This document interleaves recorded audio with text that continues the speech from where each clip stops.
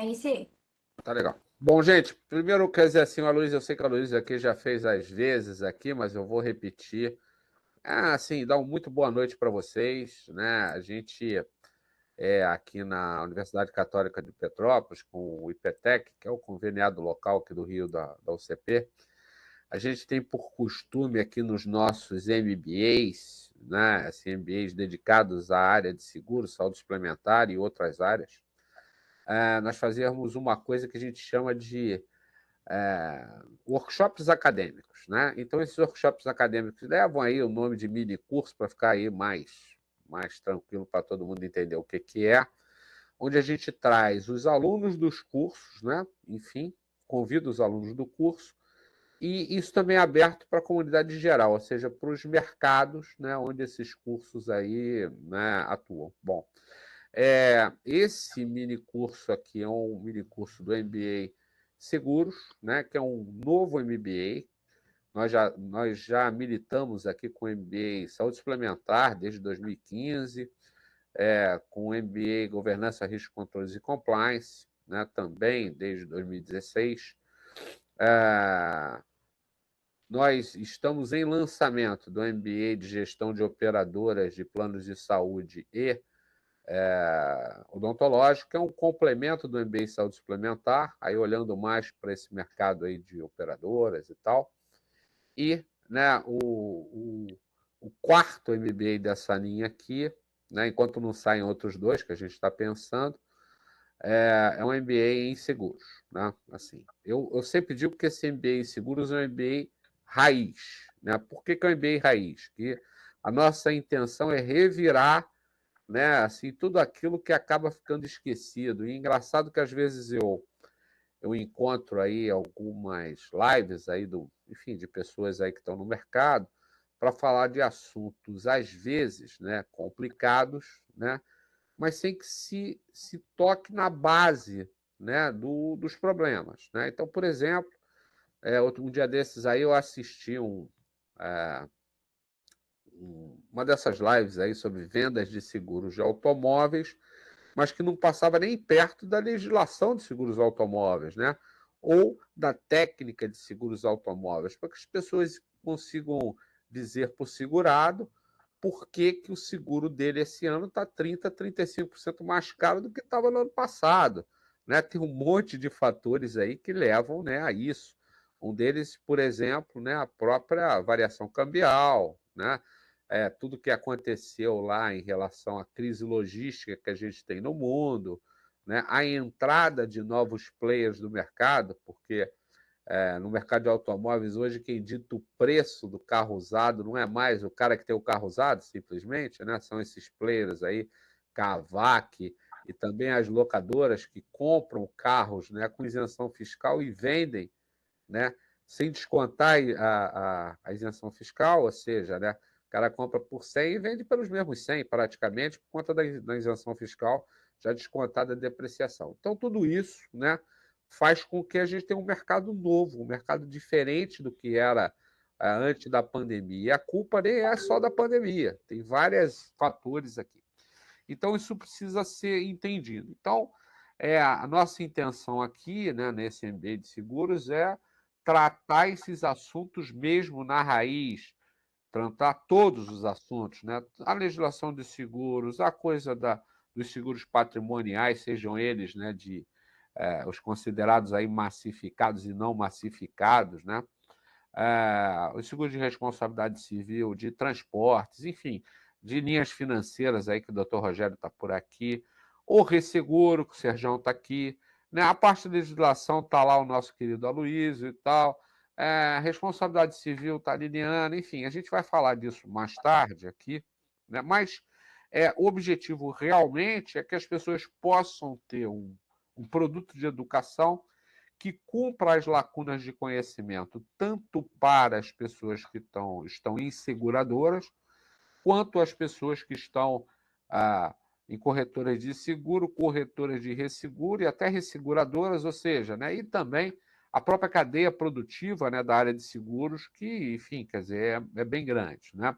E que as pessoas tenham a oportunidade aí de efetivamente aí de conhecimento e possam desdobrar isso nas suas carreiras profissionais, sejam elas diretas ou indiretas aqui no mercado de seguros. Bom, isso explicado, né, assim, a gente, então, promove aí a cada 3 meses, por aí, encontros, né, desse tipo. Nesse caso aqui de um MBA que nem começou, mas é para que o pessoal tenha aqui uma degustação, né, do que é a coisa. Mas a gente também acabou de fazer sobre o MBA de saúde suplementar na semana passada. Fizemos o MBA que eu tinha esquecido de falar, de gestão de hospitais e clínicas na segunda-feira. Na outra semana, sem ser semana que vem, a outra, nós temos aí também um minicurso sobre o MBA, Governança, Risco, Controles e Compliance, enfim. E a gente vai fazendo isso, que é sempre uma oportunidade de trazer, às vezes, né, palestrantes externos, que não são os professores, mas é sempre mais interessante trazer os professores, né, até para criar o debate, e isso é muito legal. A Luísa esteve comigo na semana passada aqui, quando a gente discutiu junto com o Charles também, que está com Covid, viu, Luísa?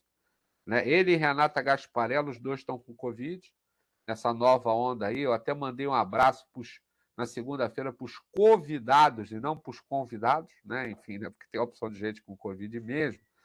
E, enfim, né? Quer dizer assim, eu e a Luísa estivemos aqui com o Charles falando aí sobre a discussão de rol taxativo ou não, exemplificativo aqui, dentro de uma.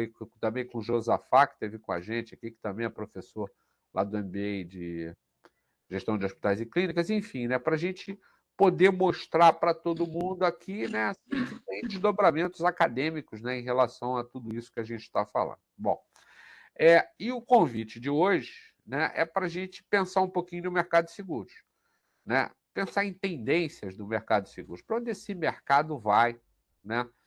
Posto que, né, eu vou falar disso aqui daqui a pouco, né? O mercado de seguros cresce, ainda fazendo 2 dígitos de crescimento, né, anualmente, né, o que é uma tendência aí dos últimos 20 anos, porém, né, os resultados não estão lá tão bem assim, né?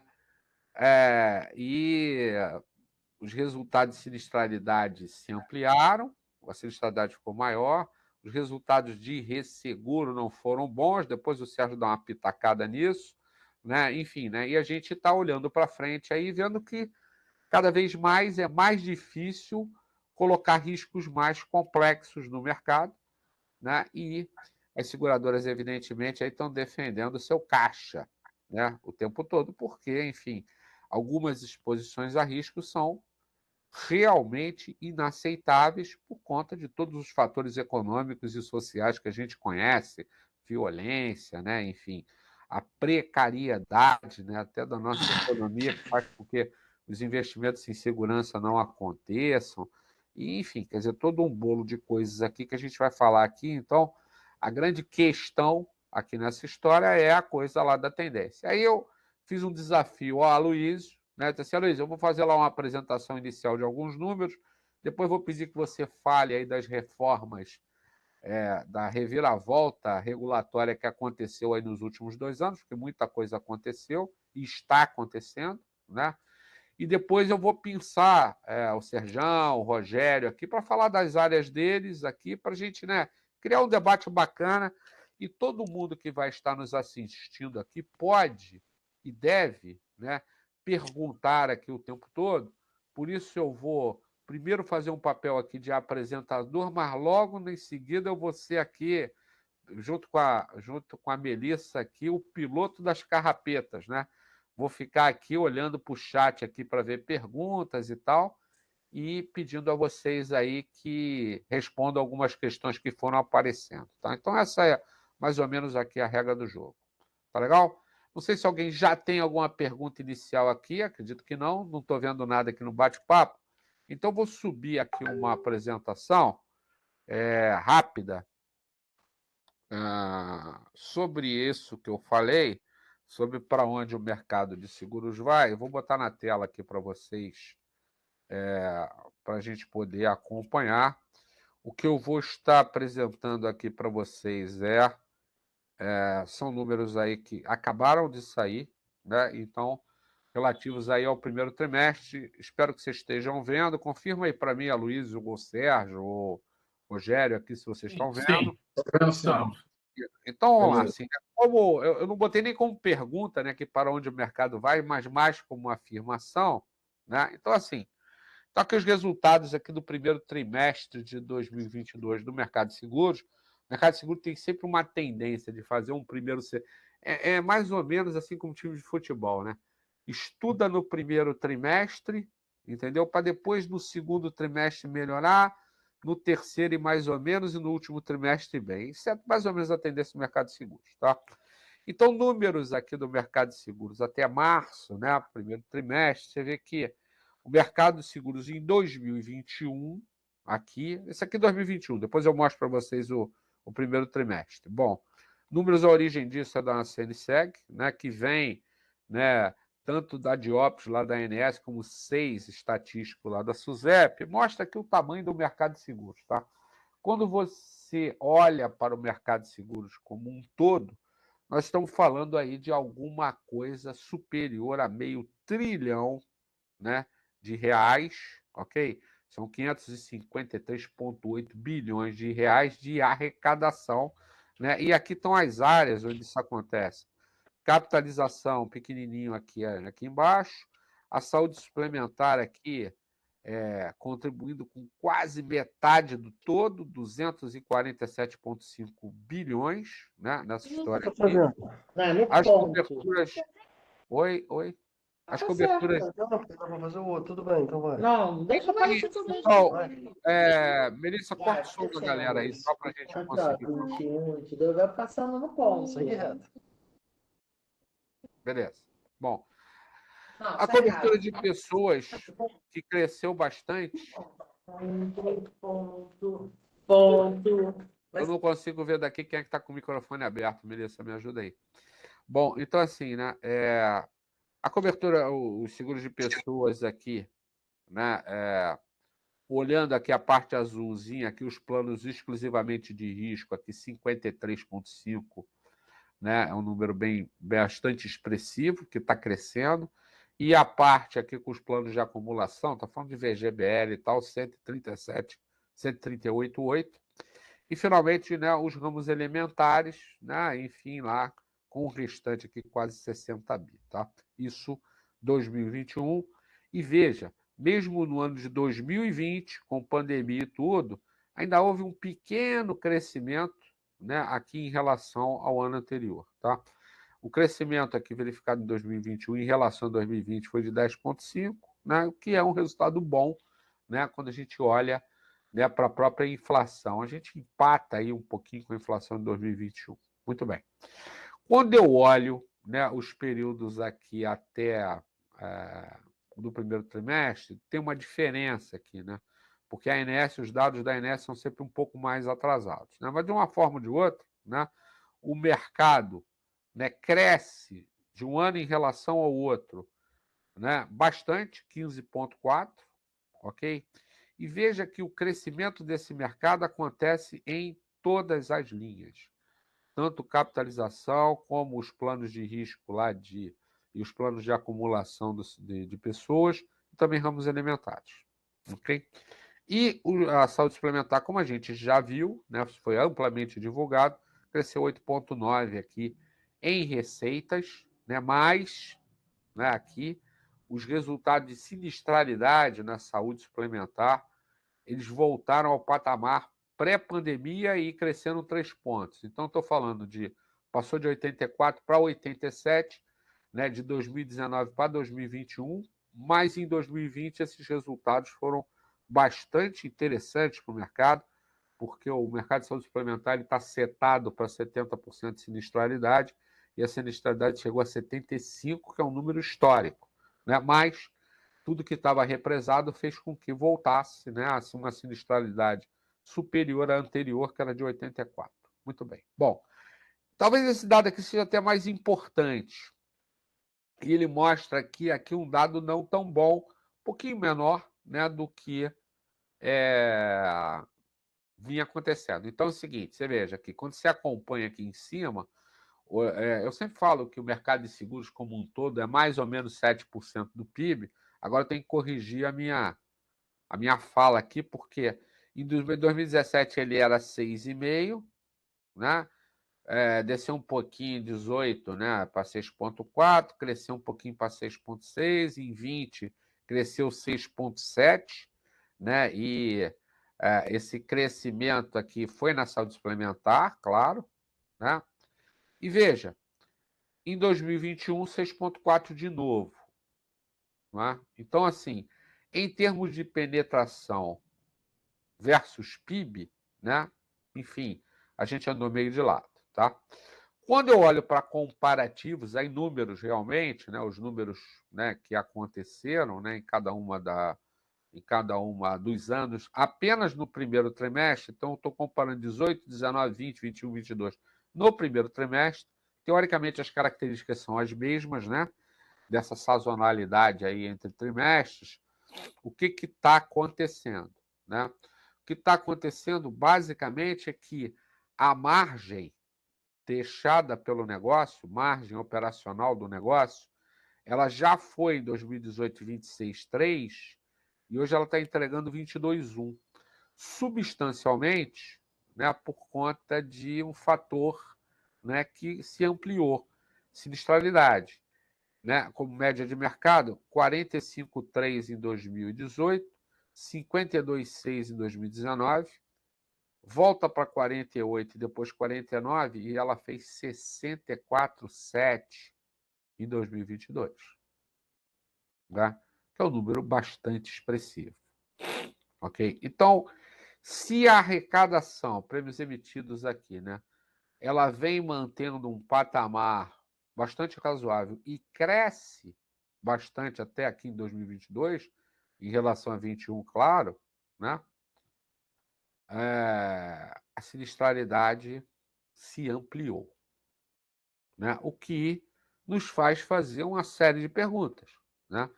O que está acontecendo e onde está acontecendo isso, né? Que é uma coisa aqui para a gente debater daqui a pouco. Bom, ainda em relação à penetração, aí a penetração aqui, as variações, né, em seguros versus PIB, cresce aqui 2,8, né, no mercado de seguros, e veja aqui, né, ela decresce versus PIB em saúde suplementar.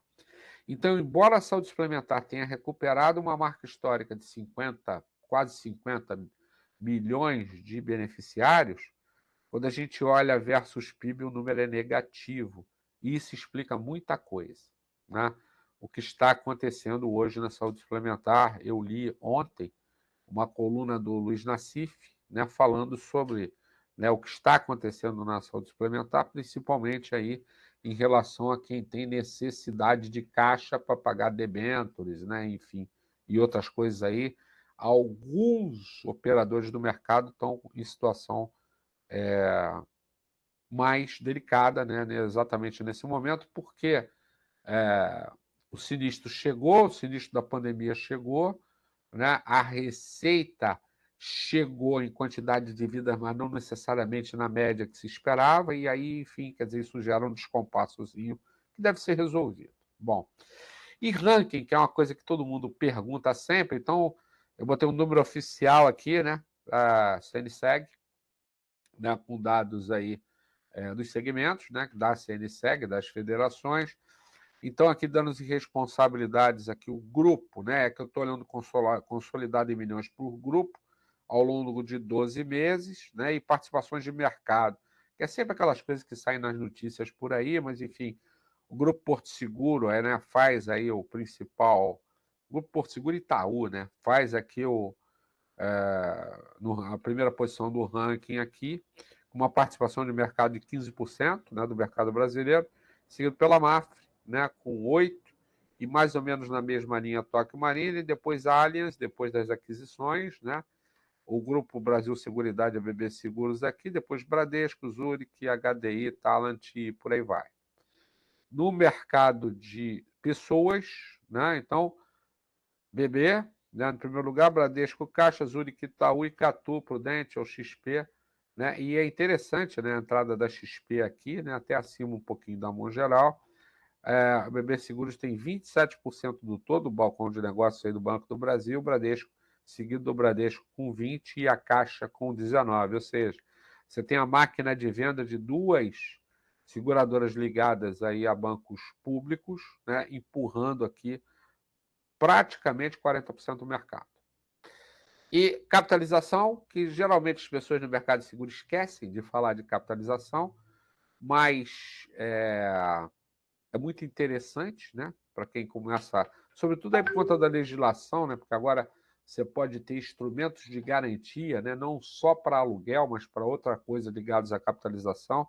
Esse mercado deve se ampliar nos próximos anos, com uma oferta aí de uma opção, né, enfim, para garantir coisas, negócios, né, e, enfim, né, participação aqui do Bradesco de 22% do mercado, 18 do grupo, 18,2 aqui do grupo do Banco do Brasil, depois Santander, Icatu e por aí vai, né, com participações um pouquinho menores. E por fim, saúde suplementar, né, Bradesco campeão de mercado, Sul América 1000, Notre Dame, Apvida, Caixa, né, as centrais Unimedes e depois as operadoras aqui, as Unimedes mais importantes que têm limitações territoriais, né, como a própria Unimed Rio, que só opera aqui no Rio de Janeiro, e a Unimed de Belo Horizonte aí.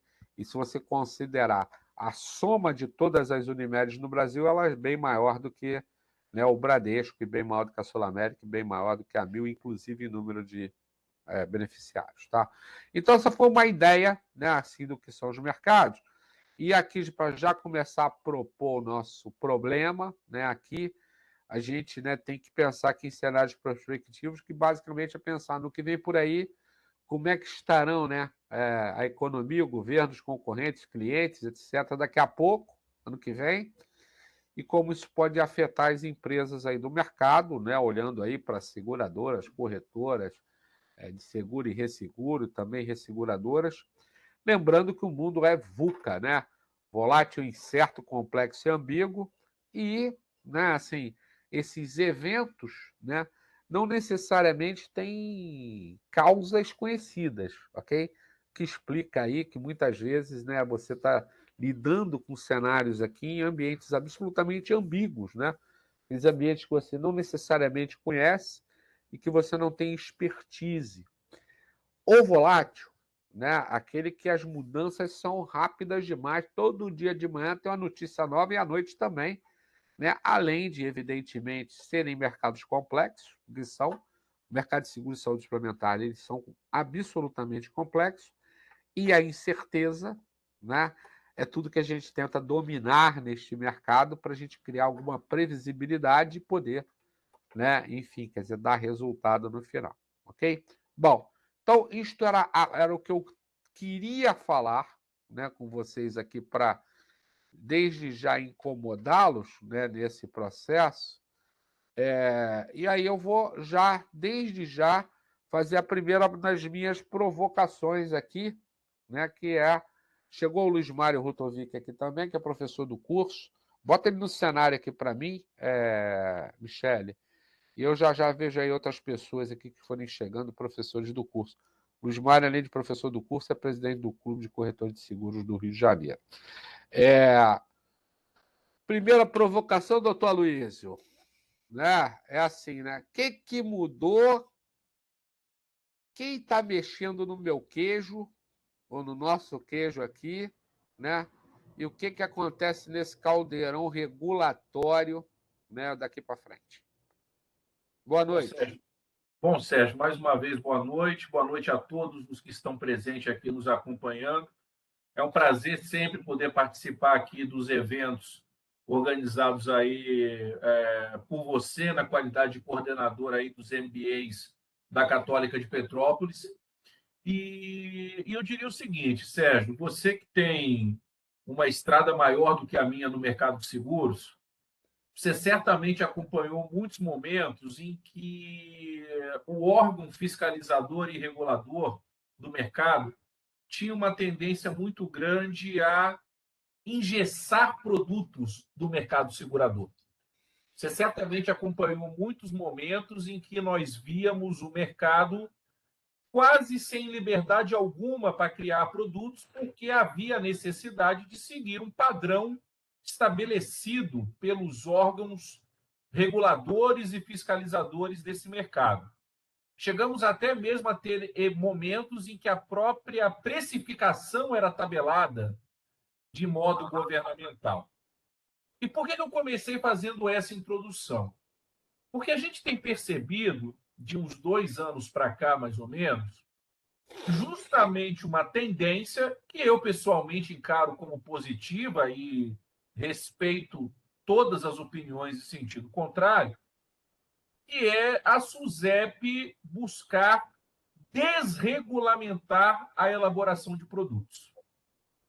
A gente passou por um período em que nós percebemos cada vez mais a SUSEP dando uma maior autonomia para as seguradoras elaborarem os seus produtos. A gente sai de um cenário em que nós tínhamos diversos produtos padronizados pelo órgão fiscalizador e passamos a ter uma liberdade para os players de criarem os seus produtos com parâmetros mínimos que a regulação passou a estabelecer. E aí, obviamente, você vai me perguntar, mas, Aloysio, se a SUSEP, nesse tempo todo que você está relatando, deixou de se preocupar em padronizar produtos, o que ela está fazendo então? Vamos lá. Todos sabem que recentemente houve uma mudança no comando da Superintendência de Seguros Privados. Essa mudança de comando, no início, gerou uma certa dúvida sobre a continuidade ou não dessa linha da SUSEP em termos de desregulamentação da elaboração de produtos. E o que nós percebemos é que essa linha foi mantida. E aí o que nós vemos hoje é uma regulamentação que busca deixar a liberdade comercial ser ampliada, mas que passou a ter um olhar muito mais dedicado para dentro dos players desse mercado. E por que eu digo isso? Amanhã, dia 30 de junho, é o prazo de adequação de todo o mercado segurador para a Resolução 416 de 2021 do Conselho Nacional de Seguros Privados. O que diz essa resolução? Ela simplesmente reforça e intensifica o sistema de controles internos das seguradoras. Ela determina a criação de um diretor de controles internos, inclusive interferindo ao ponto de dizer que esse diretor não pode ter a sua bonificação atrelada a resultados comerciais e operacionais da companhia. Além disso, a gente nota também que há uma preocupação muito grande do órgão com governança corporativa das seguradoras, fidedignidade das informações de controle que a seguradora tenha. E aí, quando eu digo seguradora, me permita esclarecer. Eu estou falando de seguradora, entidades de previdência complementar, sociedades de capitalização e resseguradores locais. E, na grande maioria das vezes, corretoras de resseguro. E aí você tem, por exemplo, a criação do sistema de registro de operações, e que as seguradoras passarão a ter a obrigatoriedade de registrar cada operação que elas terão que fazer. E aí, dentro dessa linha de passar a ter uma regulação, olhando muito mais para o interior dos players, hoje, especificamente hoje, parece que o Sérgio adivinhou o dia para a gente fazer esse encontro. Foi publicada a circular 666, da SUSEP. Vocês podem imaginar que, pelo número da circular, ela já pode colocar um certo medo do que traz a circular 666. Pois a circular 666, publicada na data de hoje, passa a estabelecer critérios de sustentabilidade para o mercado. Até aí, muito que bem, né? Todos estão preocupados com a sustentabilidade, etc, etc. Mas vejam, a circular publicada hoje, e aí, verdade seja dita, ela dá prazos de adaptação até 2025 para determinados aspectos. Em linhas gerais, ela obriga que todo o mercado tenha uma política de sustentabilidade e ela passa a exigir que o mercado, ao fazer os seus investimentos, que é algo puramente dentro da liberdade empresarial que as seguradoras têm, que esses investimentos tenham uma preocupação de buscarem emissores preocupados com a sustentabilidade. Então, veja a que ponto de controle nós estamos chegando. A norma fala também que o mercado vai passar a ter que se preocupar com o nível de sustentabilidade dos seus fornecedores e prestadores de serviço. Então, Sérgio, dentro dessa questão regulatória, o que a gente percebe de uns 2 anos para cá é uma tendência muito maior da regulação passar a se preocupar com o funcionamento interno dos players e não se preocupar mais em padronizar a comercialização. E aí também, um último ponto que eu acho que vale a pena destacar é a medida provisória 1103, que foi publicada em março desse ano, que trata sobre a emissão da letra de risco de seguro. É da securitização, né? Isso, através de sociedade seguradora de propósito específico, para criar a securitização de obrigações. É uma medida provisória, já teve a sua vigência devidamente prorrogada. Vamos aguardar aí a tramitação no Congresso Nacional para verificar se ela vai se tornar lei e como, caso se torne lei, virá a sua redação final. Então, Sérgio, para começar, em termos de análise de tendência regulatória, eu acho que são esses os parâmetros aí que a gente pode colocar do que a gente tem observado nesse tempo todo. Inclusive, né, acho que até é importante essa informação, a gente tem percebido no mercado uma corrida muito grande para revisar os seus produtos depois que houve essa quebra da padronização. Lá no escritório, nós recebemos inúmeras demandas de seguradoras pedindo o nosso auxílio justamente para fazer a revisão desses produtos à luz das novas circulares que foram publicadas.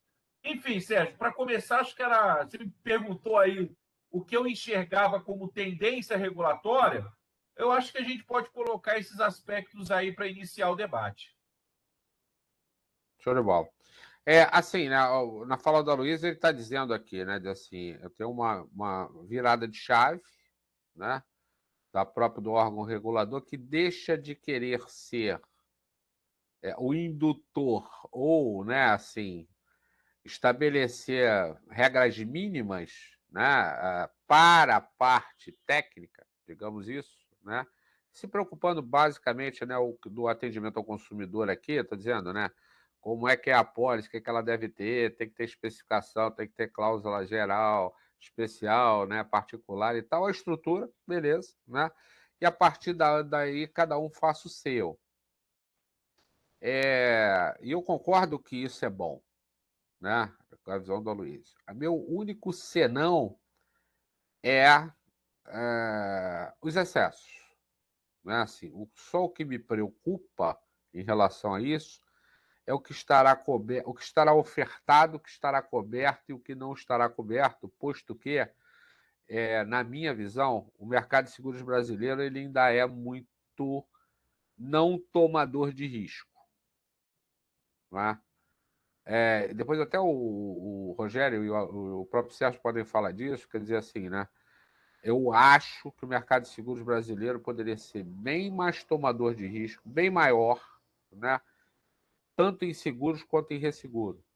Né? Mas, enfim, minha visão sobre o assunto, eu já vou provocar o Rogério, né? Sobre aí o que ele está vendo aí do mercado de seguros, né? Enfim, né? E também falar um pouquinho de linhas financeiras, que eu acho que aí tem muita oportunidade realmente aí de crescimento no mercado. Cara, eu tava quietinho aqui no meu canto, você tinha que me cutucar? Claro. Porra, cara.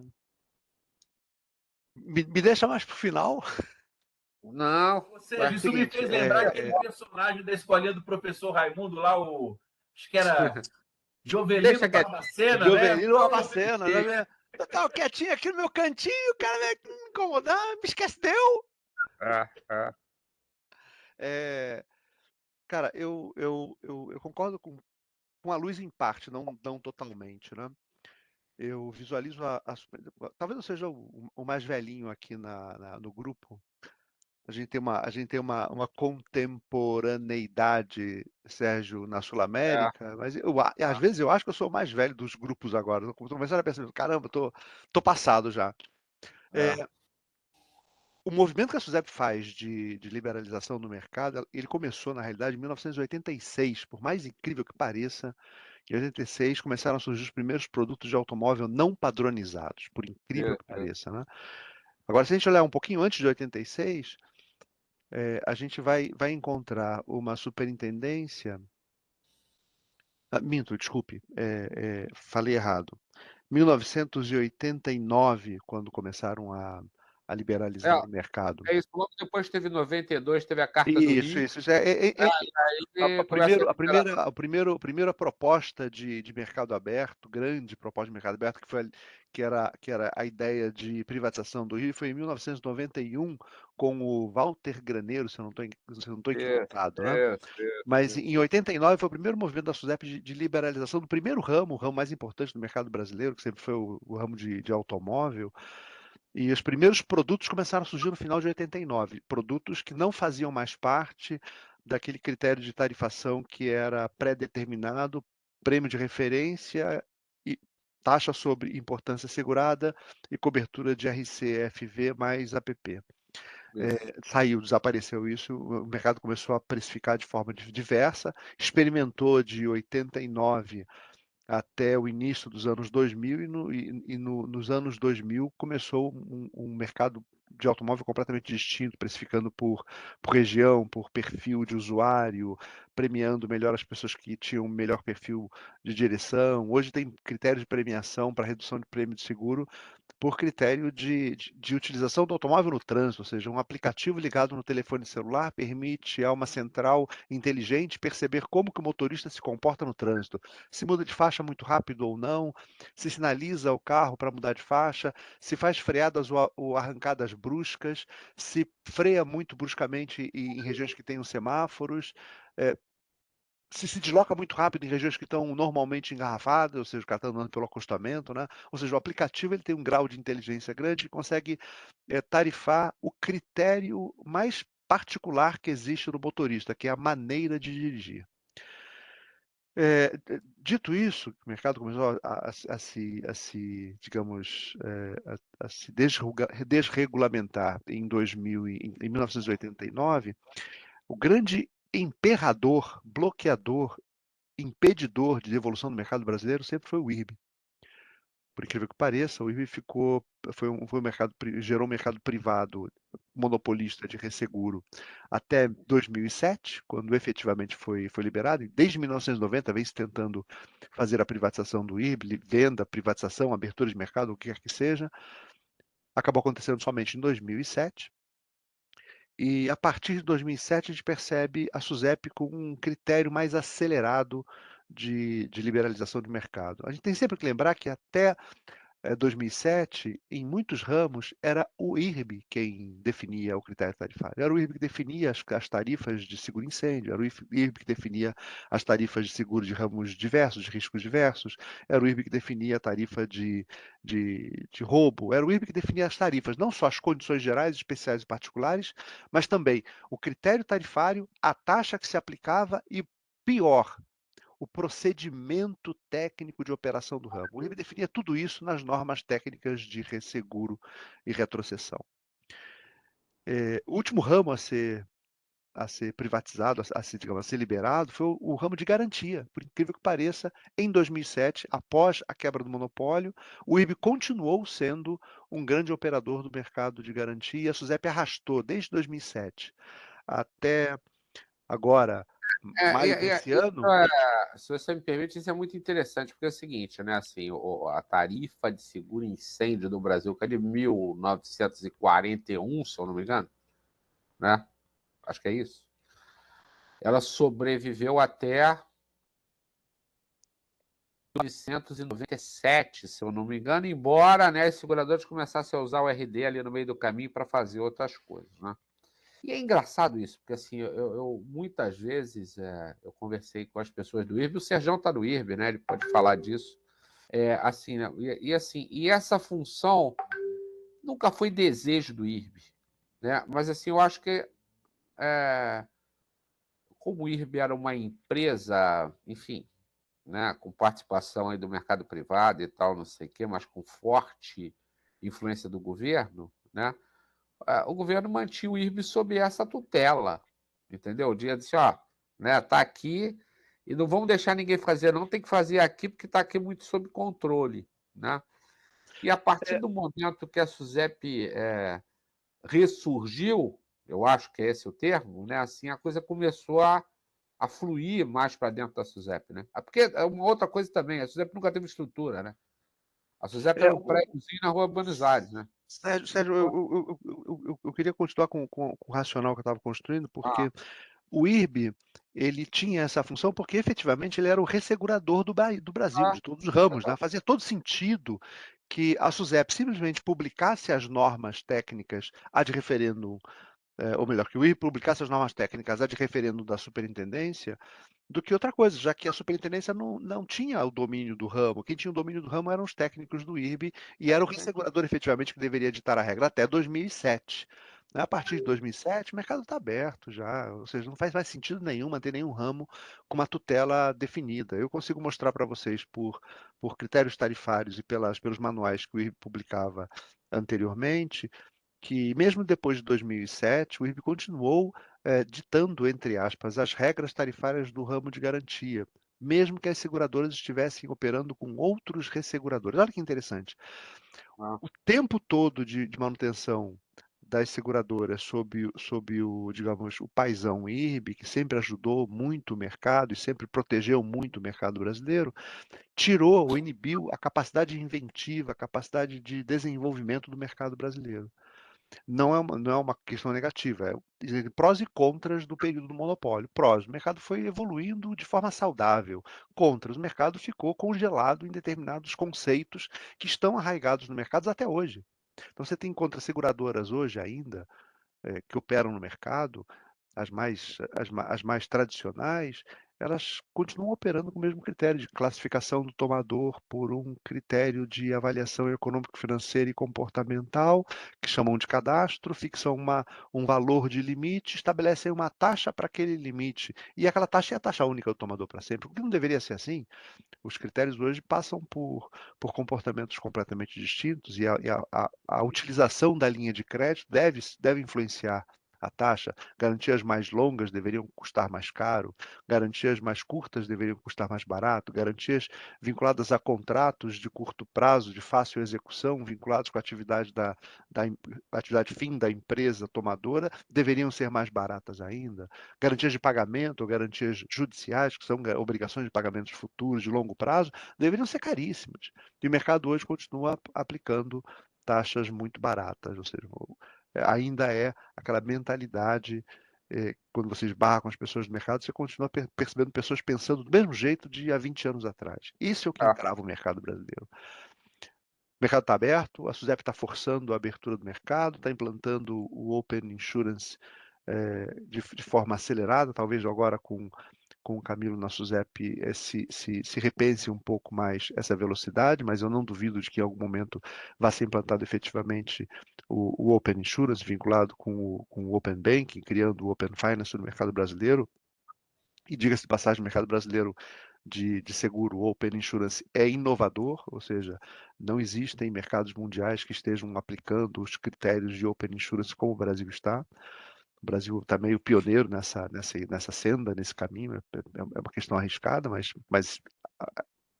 existem riscos e oportunidades quando você é inventivo, quando você inova. A questão que nós temos aqui é: vale a pena o mercado estar privatizado? Não tenha dúvida, vale super a pena. Vale a pena a SUSEP estar liberando as condições para que as seguradoras façam seus produtos? Excelente, vale super a pena. O mercado está preparado para isso? Não, não está. Infelizmente, o mercado não está preparado para isso. Essa é a questão, né? O mercado não está preparado. As pessoas, os técnicos, falta educação no mercado, falta conhecimento de seguro, tem muita atividade primária, muita ação primária no mercado, tem muita gente fazendo menos do que deveria, menos controles, menos rigor técnico, menos avaliação efetiva de risco e muito mais atividade comercial. O que é ruim, porque a gente vende muito mal, vende errado, não paga sinistros e gera uma discussão jurídica infindável em seguros. Há câmaras de arbitragem que discutem determinadas negativas de sinistro hoje em dia, que se debatem com apólices muito mal escritas. Apólices que não fazem o menor sentido, onde você escreve: esta apólice cobre blá, blá, blá, blá, blá, blá, uma cláusula de exclusão. Não faz sentido Exato. nenhum. Cláusula de exclusão. Dentro da cláusula, esta apólice cobre blá, blá, blá, blá, blá, blá, blá, blá, blá, blá, blá. Não faz sentido. Cláusula de exclusão, esta apólice exclui estes riscos e mais nada, né? Conceitos equivocados como uma apólice all risks, que não cobre all risks, cobre all risks e cobre a construção de ABC. Isso é desesperador, cara. Isso é simplesmente desesperador. Desesperador. Na minha vida de seguro, eu aprendi dois conceitos bastante distintos, concorrentes, que eram aplicáveis a seguros. Uma apólice all risks só tem uma frase: esta apólice cobre todos os riscos. Essa é a única frase de cobertura que existe, exceto o que está excluído. Aí você exclui tudo que não te interessa excluir, mas o não encaixou naquelas exclusões está coberto. Não tem alternativa. Esta apólice cobre all risks, a construção de acordo com, acabou, não é mais all risks. Já está definindo, já está delimitando a abrangência de cobertura. Nós já falamos sobre isso, mas assim, o conceito do que é ser ou não digital, né? E assim, que a pessoa acha que digital está na internet, não é só isso, né? É você trazer ao consumidor final, né, a simplicidade, por exemplo, de contratação. Agora imagine lá, doutor Rogério, né, foi fazer medicina, né, e aí resolve lá um dia, num domingo qualquer, né, como diria o Alpatino, né, assim, contratar um seguro residencial pela internet. Aí ele entra lá e diz assim: peraí, eu tenho que entender de incêndio, dano elétrico, não sei o quê, babá, contratar. E o mercado, eu falo isso, eu estou ficando velho, eu falo isso há 25 anos. O mercado de seguros até hoje não conseguiu apresentar para o cliente uma apólice ao riscos para seguro residencial. Filhão, compra aqui. Pá, tudo que acontecer está coberto. Acabou. Isso é engraçado, né? Então são dois conceitos. Uma apólice all risks tem uma frase dizendo: esta apólice cobre todos os riscos, exceto o que tiver excluído, e um conjunto de exclusões. Isso é uma apólice all risks. Uma apólice de risco definido, de risco pré-determinado, como o nosso Código Civil estabelece, diz: esta apólice cobre estes riscos. Pois é. E não tem mais exclusão, ela só cobre aquele risco. Qualquer outra atividade. De que adianta eu escrever: esta apólice cobre o risco de incêndio decorrente de acidente? Está resolvido. Mas e se for um acidente nuclear que gerou um incêndio? Ela gerou um incêndio?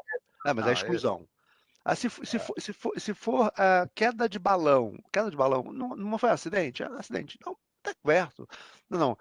Cobre acidente, exceto todas as exclusões, um caminhão de exclusões. O que cobre efetivamente uma apólice de incêndio que tem todo aquele conjunto de exclusões? Né? Ou seja, essas discussões elas são levadas para o judiciário ou para câmaras de arbitragem, cada vez mais comuns. Né? No judiciário tem milhões de processos sendo discutidos, discussões sobre coberturas, o que não tem cobertura. No passado chamava-se a lei de IRB, porque já que era o IRB que definia as condições todas, era o IRB que estava dentro do processo para discutir as condições do seguro. Hoje em dia, os resseguradores, pelo menos, não estão mais sendo chamados. Eu não tenho visto nenhum ressegurador internacional sendo chamado para discutir a negativa de cobertura de uma seguradora. Mas as seguradoras escrevem mal os produtos. Não estão preparadas para a criação de um conceito tarifário muito diferente. Né? A preocupação que eu tenho com o mercado é exatamente essa. A abertura está feita, a liberação está dada. Seguradores, sejam inteligentes, lancem produtos de forma inteligente, administrem os negócios, criem produtos que o consumidor queira. Né? Criem produtos que o consumidor queira contratar. A Cida nos provoca aqui diz o seguinte, né? Como a cobertura de morte qualquer causa, que exclui suicídio, por exemplo, não é qualquer causa. Então, mais ou menos o mesmo princípio, só que seguro de pessoas, né? Que é desesperador. Ainda tem uma outra coisa, né? Que já botando o Sergião no jogo aqui, Rogério, que é o seguinte, né? A diferença de wording, né? Entre seguro e resseguro. O cara lança um produto, às vezes, absolutamente divergente do contrato de resseguro que ele assinou com o ressegurador. E depois, né, vai lá correr atrás lá de um... Putz, cara, essa é uma coisa delicada que eu tenho visto em alguns casos de apólice de seguro, em que o segurado, preocupado, sabendo que existe resseguro, sabendo que o capital da seguradora é pequeno, ele expressa essa preocupação. Não, me mostra o seu painel de resseguros. Para quê, cara pálida? Né? Eu converso com alguns segurados que falam, não, eu quero ver o painel de resseguros. Eu pergunto para ele, para quê? Não, porque eu preciso saber quem são os resseguradores. Para quê? Não, porque os resseguradores é que vão dar suporte para essa operação. A seguradora é pequena, ela tem pouco capital, mas os resseguradores são importantes. Você está enganado, meu amigo. O resseguro é a cobertura da seguradora. Se a seguradora não pagar, ela não pagou. Você vai discutir com a seguradora e não com o ressegurador. Não existe essa. Ah, eu quero incluir na minha apólice uma cut-through clause. Bacana. Está incluído no contrato de resseguro? O cara lá em cima aceitou? Se não aceitou, não existe cut-through clause numa apólice de seguros. Eu já vi a apólice de seguros, cut-through clause, lista de resseguradores, e os resseguradores nem sabem daquilo lá. Exatamente. E às vezes até tem um trabalho acadêmico de um advogado, Pablo, né? Enfim, né? Que é um trabalho de final de curso de pós-graduação, que ele escreveu exatamente sobre isso, né? Ele fez um texto, né? Falando sobre, né? O seguir a fortuna versus, né? Algumas exclusões que aparecem, né? Comumente, né? Em alguns ordens de seguradoras, meio que copiando e colando o que vem lá do resseguro sem saber direito o que está fazendo, Sérgio. E aí, no fim, dá uma confusão do tamanho do planeta, né? Queria que o Sérgio comentasse um pouquinho aí esse nosso mercado de resseguro, como é que vai, e, enfim, para onde vai, né? E se resultados e tal, que eu acho que é interessante. Bom, primeiro eu gostaria de agradecer aqui o convite do meu charado, do Sérgio, grande professor. Uma honra estar aqui com os amigos, né, debatendo esse debate muito interessante. Na verdade, eu acho que isso tudo que foi dito aí, eu concordo em parte, em grande parte com o que o Aloysio falou, com o que o Rogério comentou, né?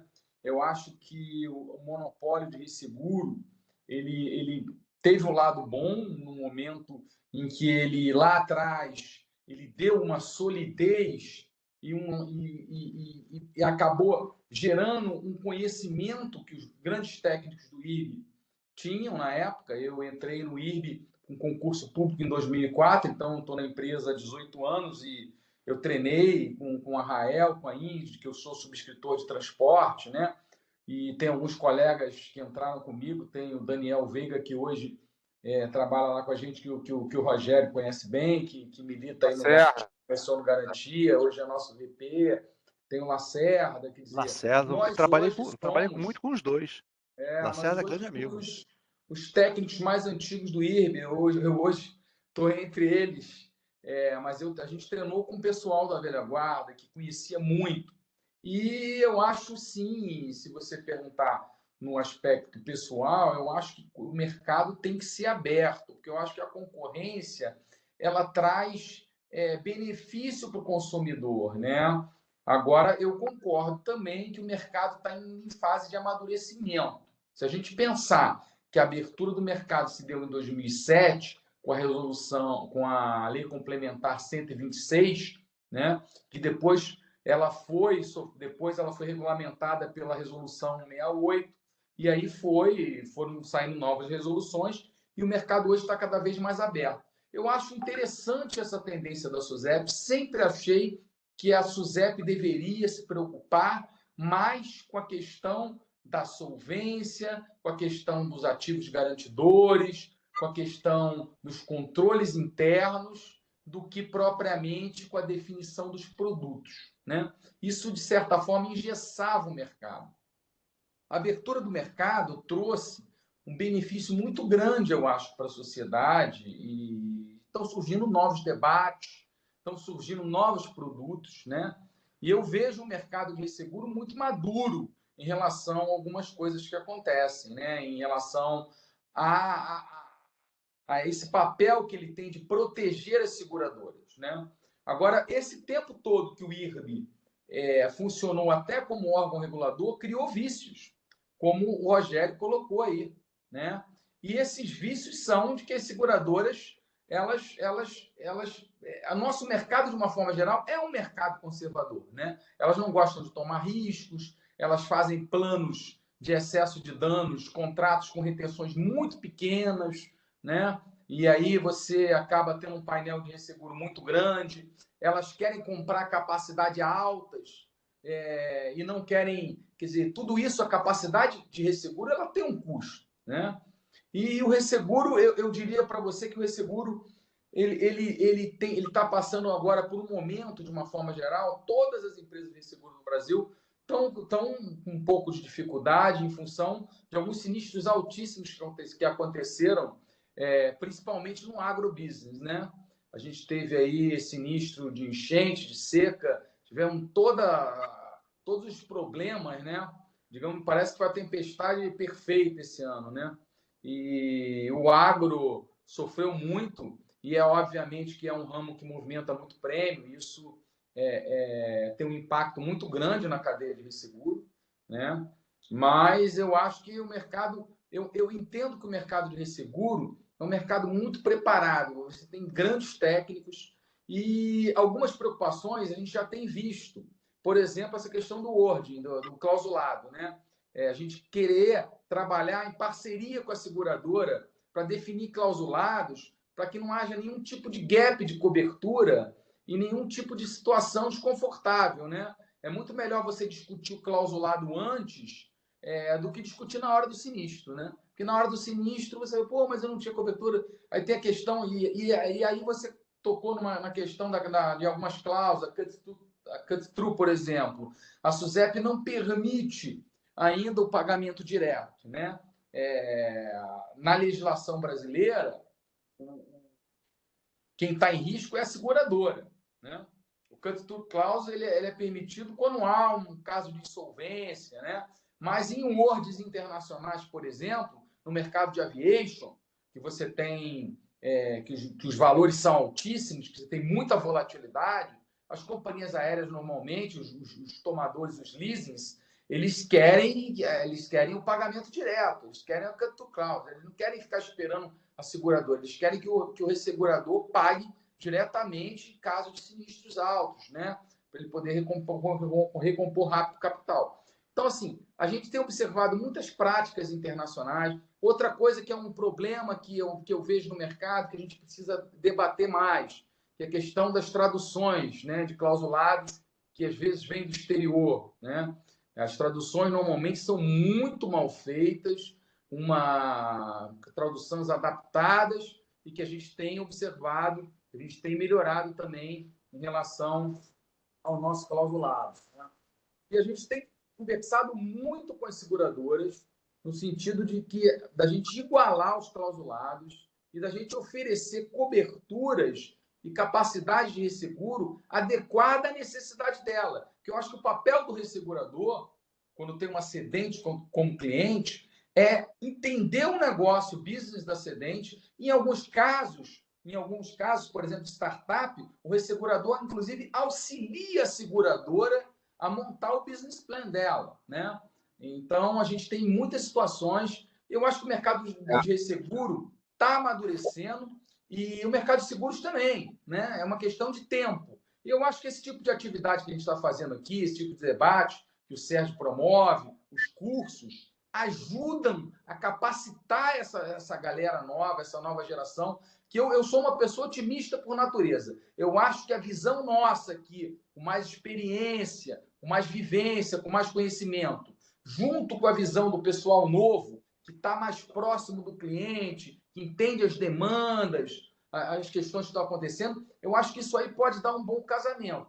Eu acho que a forma de dar um bom casamento é isso aqui que a gente está fazendo. É discutir, é conversar e é debater. Tem um negócio legal, o Sérgio falou aqui en passant, e eu falo disso há muito tempo, assim, né? O resseguro quebra as barreiras de entrada, né? E abre os portões, né, da saída, né? Uma das formas de você gerenciar ou fazer bem entrada e saída de mercados é com resseguro, mas pouca gente sabe disso. E até nem sabe como fazer Verdade, isso, né? verdade, Que é complicado. verdade. Eu vou pedir o Luiz Mário, eu acho que ele está com problema de câmera, não sei se ele conseguiu resolver. Vou pedir para a Melissa colocar o Rutovic aqui no cenário, né? Que é professor do curso e é presidente do Clube de Corretores do Rio de Janeiro. Pode falar alguma coisa, não sei se ele está aqui no Rio, está em Teresópolis, porque ele é quase prefeito, viu, Rogério? O Luiz Mário está se candidatando a prefeito de Teresópolis e parece que já vai levar no primeiro turno, pô. Quem me Tá por dera. aí, né?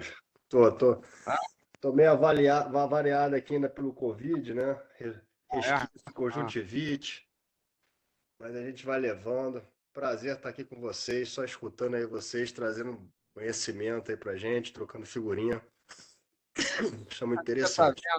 Como é que você está vendo aí esse mercado, Luiz Mário, aí para, enfim, né? Quer dizer, esse mercado em relação a tendências aí nos principais ramos, etc.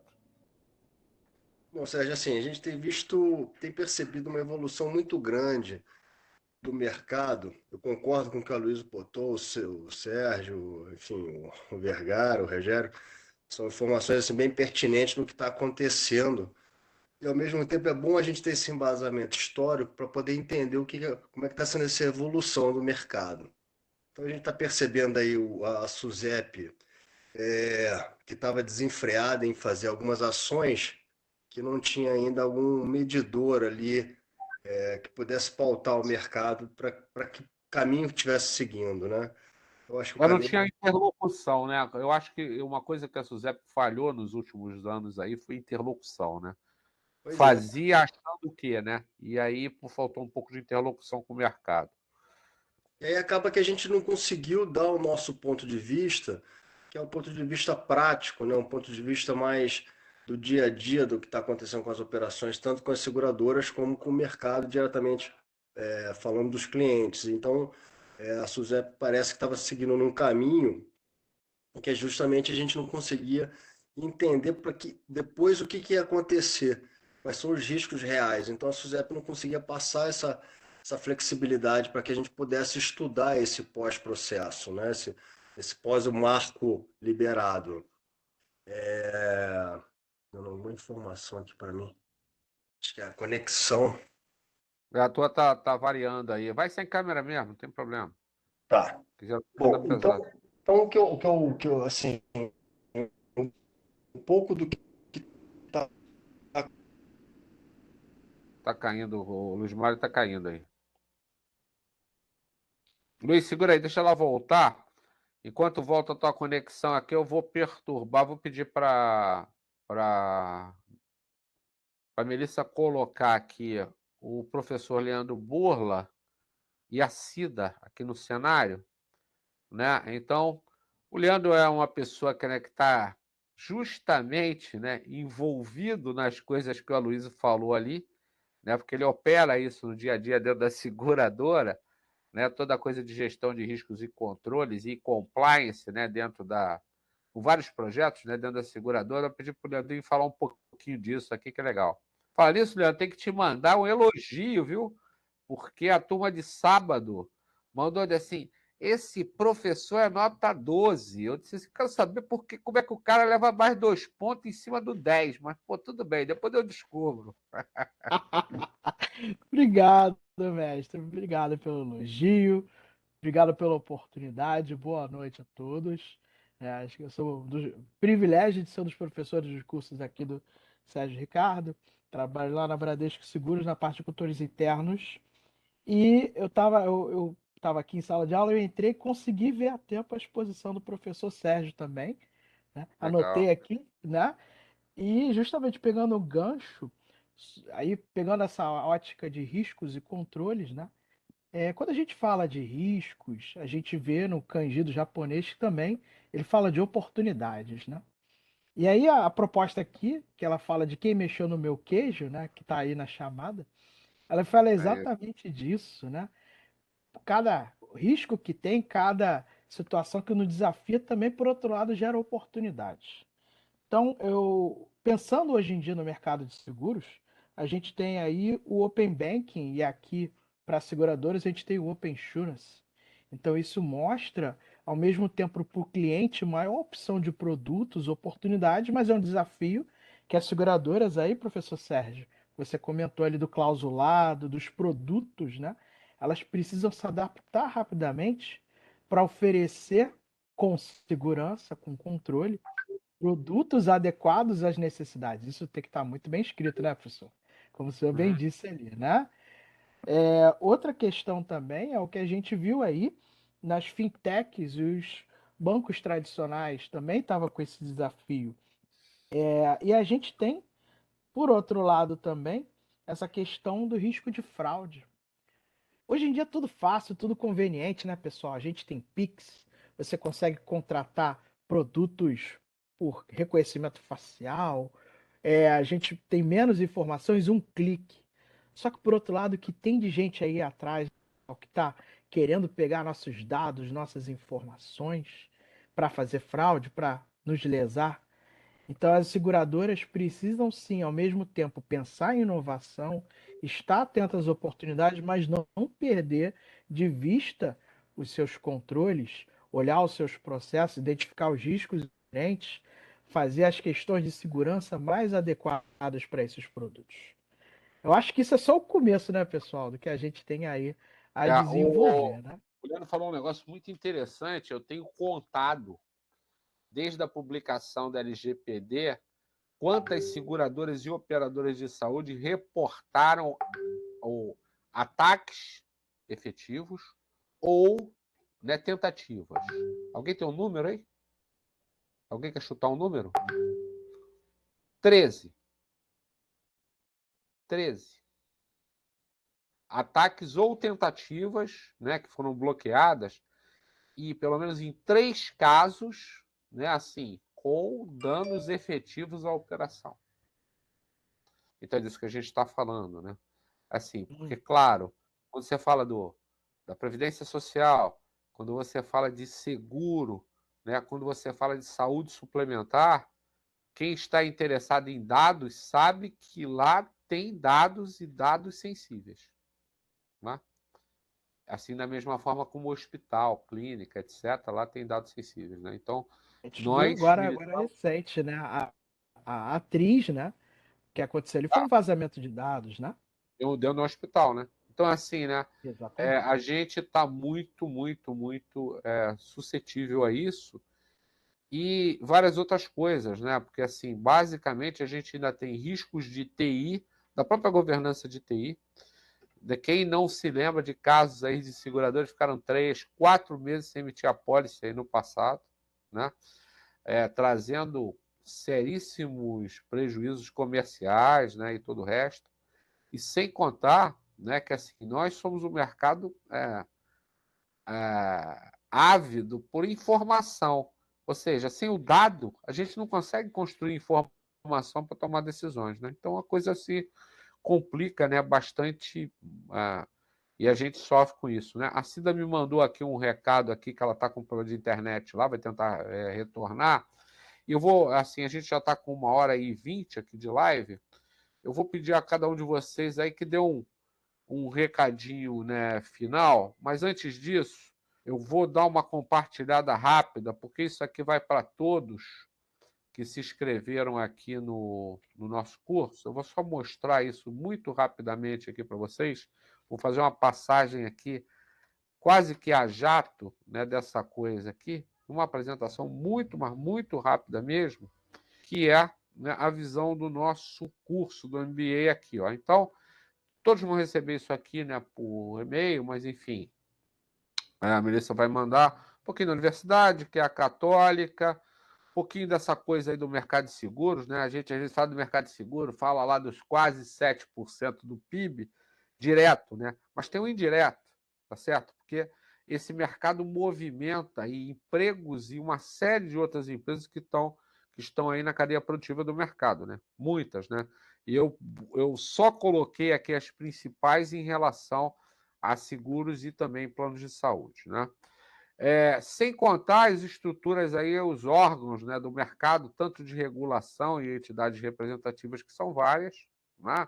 Hoje nós temos aí a questão das autorreguladoras, aí, principalmente uma delas, né? As várias aconsegues no Brasil inteiro.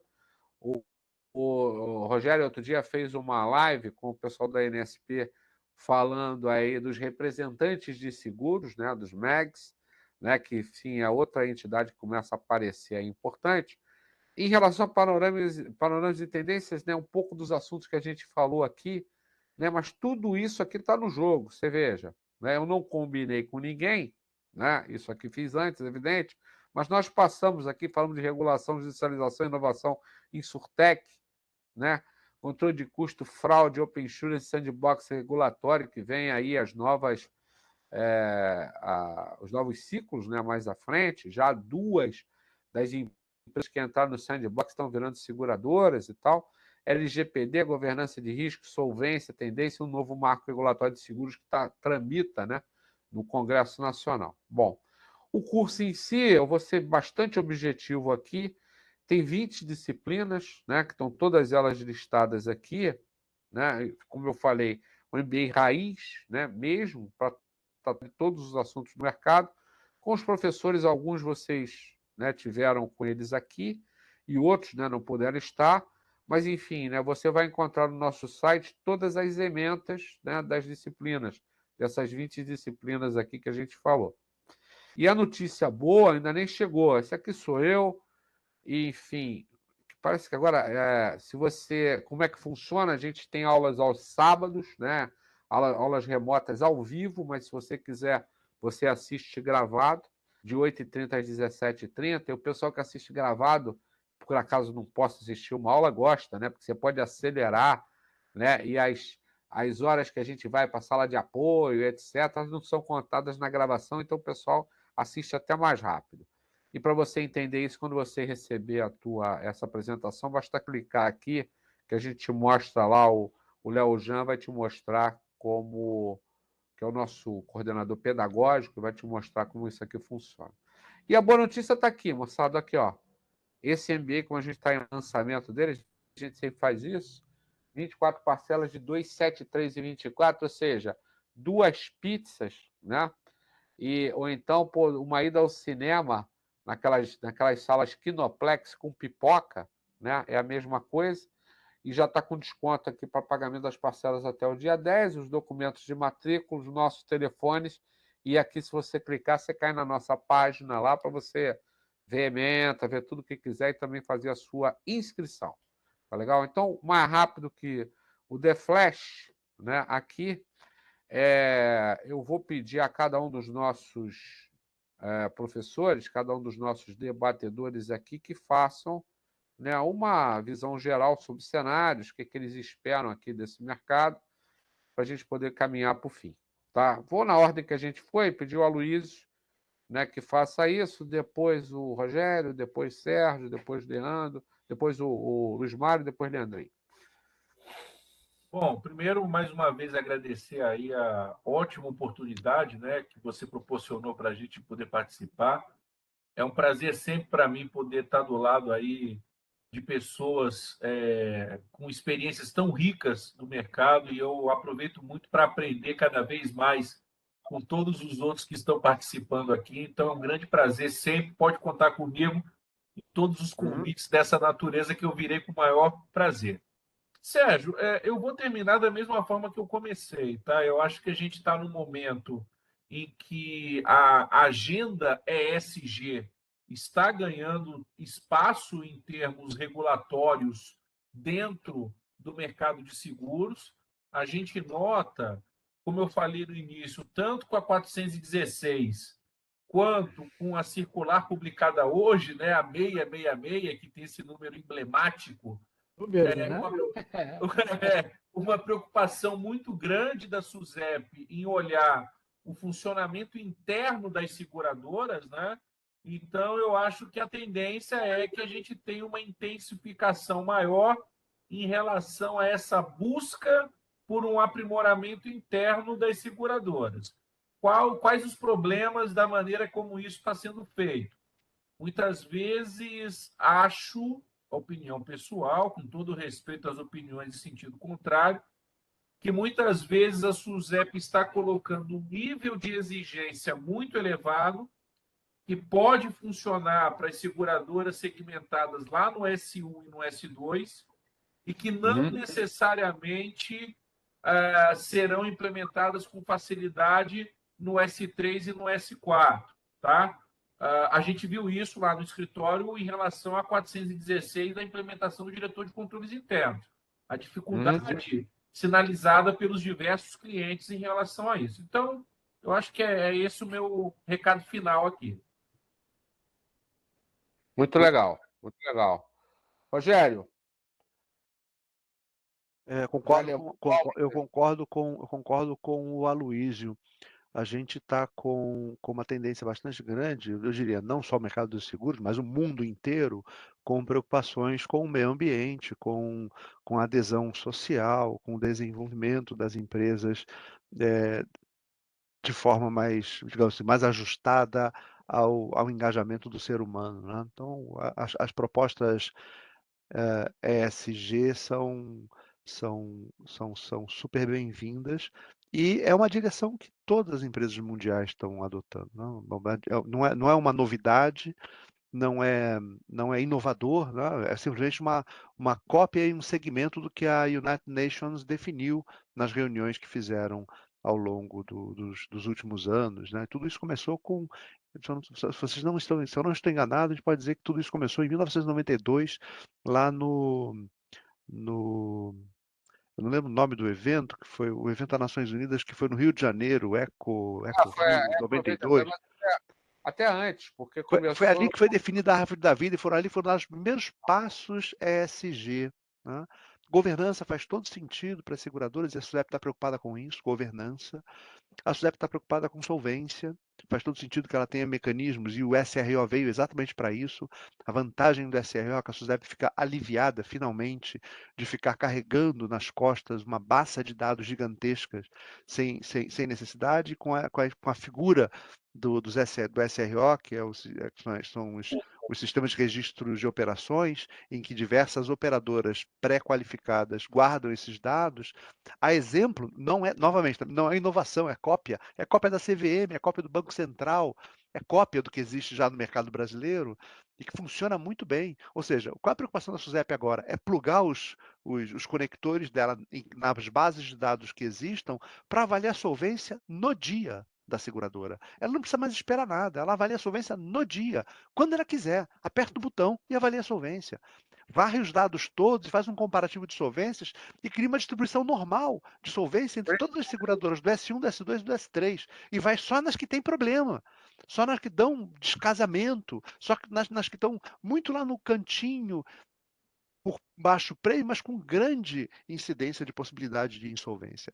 Ou seja, o mecanismo do SRO, que não é uma inovação, é uma cópia do que já existia na CVM, no Banco Central, no mercado brasileiro, na Bolsa de Valores, para a guarda de dados, dá à SUSEP possibilidade de se livrar da casca que ela tinha, do base de dados gigantesca que ela tinha sem utilização, porque ela não tinha tempo de mexer na base de dados, ela ficava guardando, aprimorando o sistema, aumentando a base de dados e não conseguia mexer efetivamente.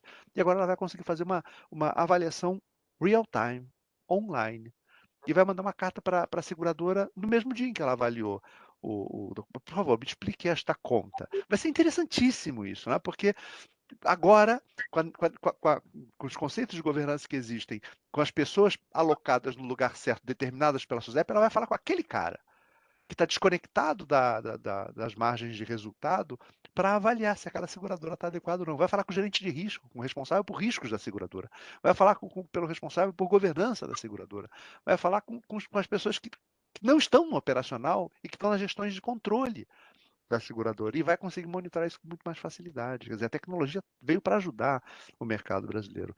É claro que, para isso, a SUSEP tem que se livrar de coisas como, olha, o produto tem que funcionar desse jeito, quadradinho, acabou isso. A preocupação da SUSEP tem que ser com o consumidor pessoa física, o consumidor final, o consumidor que tenha pouca possibilidade de discussão com a seguradora de clausulados. Agora, o segurado que não é hipossuficiente, que pode discutir com a seguradora de igual para igual, que discuta, que monte seu produto, que desenvolva o seu negócio. Se as seguradoras todas no mercado brasileiro não têm possibilidade, ele convida uma seguradora multinacional para vir aqui no Brasil fazer o produto dele. E faz. E abre um negócio e vai ter mais concorrência no mercado brasileiro. Ou seja, o mercado é um mercado de transformação com elevação no controle, eu diria, não elevação no controle, mas elevação na gestão do controle que a SUSEP tem. Antes ela tinha total controle dos dados, mas tinha pouca efetividade. Agora vai ter muito mais efetividade, porque ela vai se preocupar com o método e vai varrer a base de dados com o método que ela tem. O método não deu certo, ela volta para casa, redefine o método e varre de novo a base de dados no mesmo dia. Olha que interessante. Mudou tudo, ficou tudo muito melhor. É isso, galera. Né? Pedir para o Sergião aí falar um pouquinho. Eu vou dar minhas considerações finais pegando um gancho aí no que o Rogério e que o Luiz falaram, né? Eu acho que a tecnologia traz muito benefício, até em relação à efetividade da regulação, né? Porque o órgão regulador ele tem que ser efetivo, ele não pode trazer um custo de regulação altíssimo para o mercado. A gente via, há 10 anos atrás, eu fui visitar uma seguradora grande, eu não vou citar o nome, e tinha uma sala enorme, com várias pessoas trabalhando. Eu falei, pô, que área é essa aqui? Não, essas pessoas aqui estão para atender a SUSEP, que ela está pedindo um monte de papel, um monte de documento. O que ela faz com isso? Quer dizer, esse custo regulatório, a gente tem que entender o seguinte, tudo é uma cadeia. Quem paga o custo de regulação da seguradora, esse custo é repassado para o consumidor, né? Isso lá atrás. Então, se você tem um custo de regulação menor e uma regulação mais efetiva, é melhor para o mercado como um todo e para o consumidor final, né? E agora, falando um pouco sobre a minha matéria, sobre o resseguro, e já dando uma pitadazinha rápida, eu acho que a gente tem vários desafios, né? Que são colocados aí. Um deles é o cenário, né? O cenário, como o Sérgio falou, que é muito incerto, o mundo está cheio de incertezas, né? E, hoje em dia, a gente tem a inflação voltando, né? Então, é um componente que você tem que colocar no seu precificador, né? Você não pode assumir risco, você tem inflação, você tem diversos riscos associados à inflação, você tem que calibrar. A precificação também, a tecnologia ajuda muito na precificação. No ressegurador, então, a gente hoje em dia consegue mapear os acúmulos de risco que a gente tem, inclusive intracarteiras. A minha carteira, que tem um armazém no transporte, junto com a carteira de property, junto com a carteira, a gente consegue mapear, através dos sistemas, todo de geolocalização, onde estão os riscos e aonde a gente pode tomar ou não tomar riscos. Isso a gente está fazendo junto com seguradoras. Eu acho que o resseguro é uma forma muito importante da seguradora aliviar capital também. A seguradora que sabe comprar um plano de resseguro, um contrato bem trabalhado, ela consegue ser mais competitiva em relação à seguradora que não sabe comprar. E eu não estou falando só em relação a custo, estou falando a custo-benefício. Você comprar a proteção que, de fato, você precisa. E eu acho que é isso que eu vou tentar mostrar um pouco para os alunos aí, para as pessoas que entrarem nesse curso, que eu acho que é importante você ter um conhecimento de resseguro, que é uma coisa muito importante na cadeia toda do nosso mercado. É isso que eu tenho para dizer e, mais uma vez, bola, vocês aqui. O Luiz já falou que as vendas de Fluminense e Ceará não estão abertas, sei lá por quê, então tá tranquilo. Chegamos às 9h34 aqui, mas tá tranquilo. Eu vou tentar comprar hoje. Não sei se o Mário tá aí. Oi? Tentar comprar o meu hoje ainda. Na verdade, Sérgio, eu descobri aqui, eles estão segmentando por tipo de sócio. E aí eu vi que o meu tipo de plano de sócio só vão abrir amanhã às 3 horas. Tá. Para quem tem os planos mais elevados, já deve estar disponível hoje, entendeu? Vou ver daqui a pouco. Luiz Mário, manda a bola aí. Tá sem som. Agora Desculpa tá. ter que ficar sem internet aqui, mas acho que faz parte do mundo atual. Bom, na verdade, Sérgio, assim, eu acho que tudo que foi colocado aqui foi muito pertinente.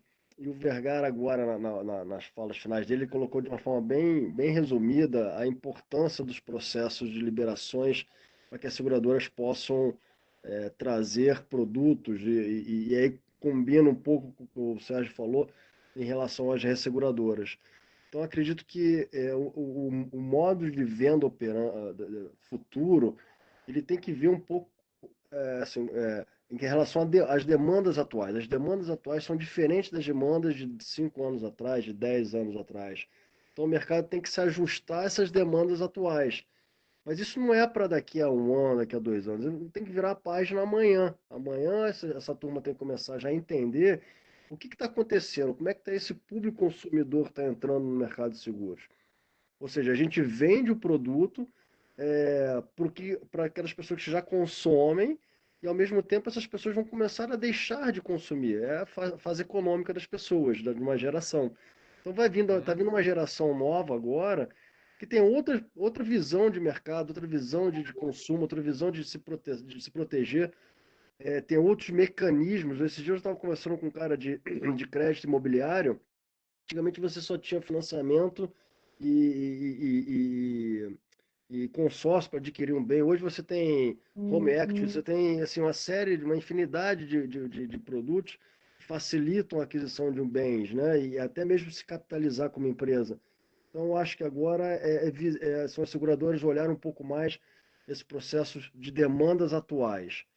Espero que a SUSEP, o IRB, continue aí abrindo um pouco mais essas informações para os outros seguradores que estão entrando aí como parceiros.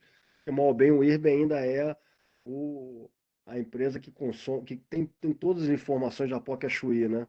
Então, acho que ele contribuindo com as outras resseguradoras que quiserem entrar no país, vai ser sempre bem-vindo. E eu acredito que o mercado, Sérgio, ele está muito sério, ele não está um mercado largado, ele está sendo gerido de uma forma consciente, eu acredito. É lógico que sempre tem uns desvios, mas eu não vejo um mercado perdido com a boiada solta, entendeu? Então, é lógico que às vezes se você tem ali os desvios, como a gente estava tendo com a SUSEP, com a Solange antes, mas ao mesmo tempo estava ali o mercado de corretores batendo, estava o mercado das seguradoras tentando conversar e tudo mais. Quando houve essa mudança, todas essas informações já estavam na mesa da SUSEP, e o Camilo soube gerenciar e de uma forma muito rápida tratar esses assuntos. Tanto é que foram as mudanças nas normas de seguro de garantia, a questão do Open Insurance. Então, ou seja, foi bom que o Camilo pegou aquilo tudo que já estava jogado ali, que a SUSEP antes estava não olhando, e conseguiu já assimilar e tratar. Então tem muita coisa pela frente, e é isso. Nós estamos com pessoas sérias envolvidas no processo do mercado de seguros, que a tendência é aumentar cada vez mais o nosso nosso mix de produtos e também aumentar a nossa participação no PIB, que eu acho que isso aí que é um desejo aí intrínseco de todos, né? Isso é, com certeza, aqui uma das coisas aqui que a gente tem, almeja, né, há anos, que essa participação, essa penetração aqui seja cada vez mais interessante, né? Você acha que estou com Aí, 47, Leandro, só para terminar, estou com 47 anos, comecei no mercado de seguros com 19, ou seja, com os bons acima de 30 anos aí de mercado. Então, assim, quando eu comecei, eu acho que nós tínhamos 3%, eu me lembro disso. Hoje chega a 6%, ou seja, só dobramos, assim. esse meio, é isso mesmo. Ou seja, não estamos muito aquém ainda de um objetivo palpável, de dizer assim, ó, nosso mercado é forte, né? Tem uma representação grande no país. Então, essa questão das demandas, eu acho muito importante, porque você tem as demandas regionalizadas que não estão sendo atendidas, e isso ajuda a aumentar um pouco mais os prêmios líquidos, né? Com certeza é isso, com certeza é isso. Bom, aí, Leandrinho, eu acho que você podia aqui trazer aqui nessas suas tendências aí. Bola de cristal. Vem por aí mesmo.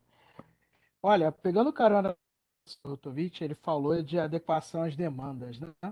Então, esse mercado volátil, esse mundo bunny que está por aí, mostra de que a primeira é a incerteza que a gente tem. Hoje eu estava vendo os números do mercado, a inflação está corroendo totalmente as margens das seguradoras. É verdade. Toda a cadeia produtiva ela está sendo afetada, né? E aí Uhum. é esse efeito cíclico danoso e toda a cadeia de valor das seguradoras. Então, o grande desafio das seguradoras para esse ano, e pelo menos enquanto tiver essas instabilidades internacionais, né, e outros fatores de incerteza comentados, vão mover esse desafio. O outro é exatamente essa questão da competição. Foi falado também de players internacionais, a gente falou de insurtechs. Hoje eu estava vendo de que existem pessoas e que deixaram de fazer seguros. Uhum. Por quê? Elas até querem, não têm uma capacidade financeira, ou elas não têm produtos adequados à sua necessidade, ao seu bolso. Então, chega uma enxugue com essa necessidade, né? Que o professor disse, adequar as demandas. Então, esse é o desafio. E eu digo a mesma coisa dos profissionais, Você falou uma né? coisa muito interessante que eu ouvi hoje, porque assim, uma pessoa lá na pandemia, né, ficou sem dinheiro, vendeu o carro. Aí deixou passar, não comprou outro, perdeu o bônus. Aí agora, na hora de comprar o carro, um dos fatores é olhar quanto é que vai custar um seguro com bônus zero, né? Tá, Porque o Renault Kwid está custando R$ 70.000. E se você fizer aquela velha conta do mercado de seguro de 5% para bônus zero, entendeu? São R$ 3.500. Que pesa no bolso, amigo. É por aí, né? exatamente. E aí pessoas aí se recuperando, uma economia recuperando da pandemia, né, que não acabou, mas já estamos começando a olhar ali um pouquinho uma perspectiva de realidade, uma realidade bem diferente aí, né? A gente Claro. sai da pandemia, entra aí com inflação, guerra da Ucrânia e outros fatores mais. Isso vale também para os profissionais, viu, pessoal? Eu acho que esse MBA é uma oportunidade que os profissionais têm, né? Aqui o time de professores aí mostrando essas, essas expectativas. Olhando aqui da minha disciplina, você pode ver no LinkedIn tranquilamente demandas de entendo de LGPD, essas questões de prevenção à fraude, prevenção à lavagem de dinheiro, que é um assunto que vai tomando cada vez mais. Profissionais que entendam desse arcabouço regulatório que a gente falou aqui, né? Hoje mesmo, nessa do SG a 666 comentada, né? Open Insurance, Open Banking. Então, para vocês que têm a oportunidade de estar assistindo essa palestra, que está aqui com esse MBA, gente, vocês vão estar antenados de muito a sua empregabilidade para um setor que só cresce, tá? Obrigado aí, professor, pela oportunidade. Obrigado, professores, aí pelo conhecimento. Pô, gente, cara, é muito legal. Eu quero, assim, antes de tudo, antes de qualquer coisa, agradecer demais vocês, cara, porque assim, né? Sorte é. Tem sorte aquele sujeito que tem amigos, tá? Então, independente de, né, colegas de dessa desse rito aqui, né? O rito de ensinar, né? Mais do que isso, né? Eu digo hoje que assim que eu tenho tudo que eu fiz no mercado de seguros, o meu grande legado é ter amigos. Eu acho que isso que é sempre o mais importante, né, de tudo. Eu acho que a gente pôde dar aí para as pessoas que nos ouviram e as que vão ver depois, né? Porque o pessoal já sabe que depois a gente bota no YouTube, lá no canal lá da Gravitas e tal. O pessoal já sabe disso, fica esperando, e depois eu mando aí nos grupos, no WhatsApp, no Facebook, no Insta.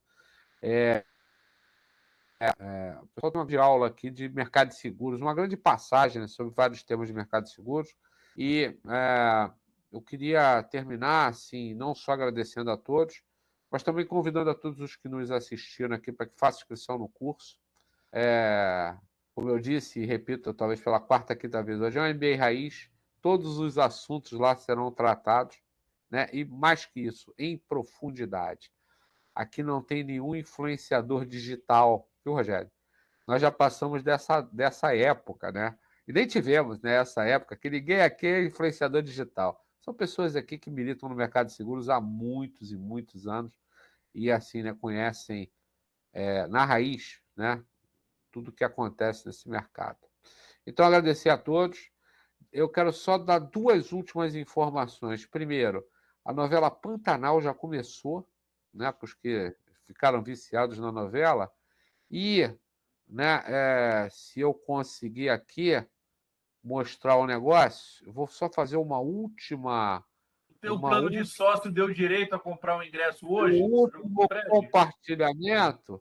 O último compartilhamento aqui, que eu não sei nem onde está, gente. Cadê esse troço, meu Deus? Cara, eu queria comentar uma coisa aqui. O pano de fundo que o Sérgio escolheu ali para a sala dele é interessante, né? Por quê? É aqui em casa, bichão. Não tem pano de fundo, não, cara. Hã? Ele sai da aula e cai na cama. Pois é, pô. Não tem essa, não. Olha aqui, ó. Aí, Luiz. Olha aí, olha aí. Gostou ou não? Comprou, o carinha já comprou.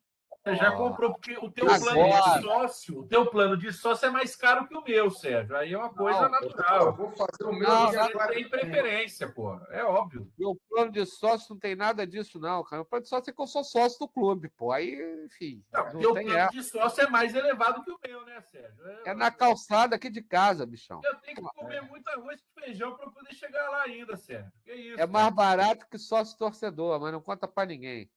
Tá certo? É isso aí, gente. Forte abraço para todos aí. Fiquem bem, fiquem com saúde. E um abraço nos convidados. Mais um convidado. Agora são 3 professores convidados. Entendeu? Luiz Mário, Renata Gasparelli e Charles. 3 com Covid. Eita! Tá ruim. Falou, Isso aí, moçada. pessoal. Um abraço.